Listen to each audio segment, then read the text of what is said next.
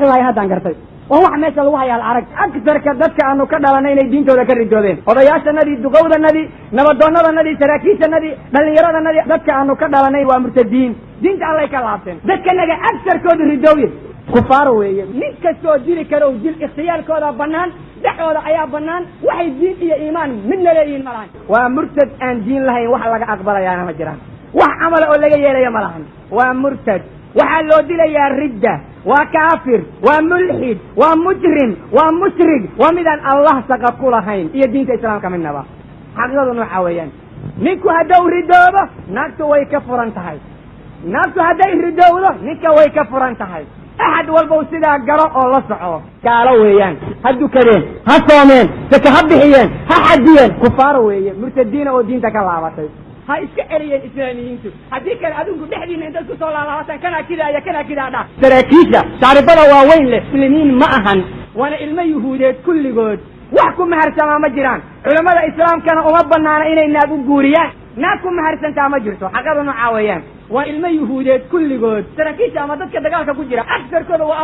abnaa zaniin ah wixii ilaahay ku sheegay ninka Waliid ibn Mughira cutullin bacda dalika zaniin aan garanno dadkaas inaysan islaam hayn بريتنا واحد يدون أضو إذا هو حوليه وامتازوا اليوم أيها المسلمون ذكر ولا كلا سوعية مسلمين تو حق السوق ميرما لنا عامرة مسلمين تي ديمقراطيين تي وقاسيدي يو حق سجا نبضونا دي يو حق السوق قرمة لنا عاسى إلى سوعية لنا حق مرة وامتازوا اليوم أيها المسلمون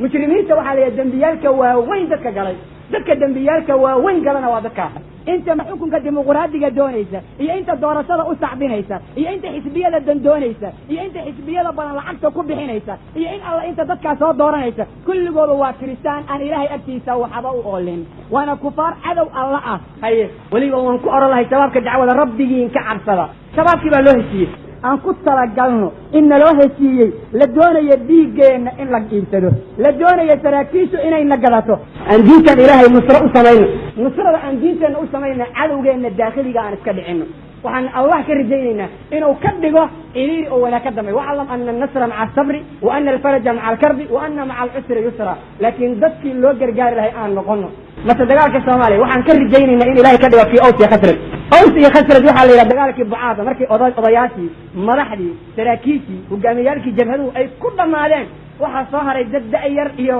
dumar markay soo hareen ka gadaan dadka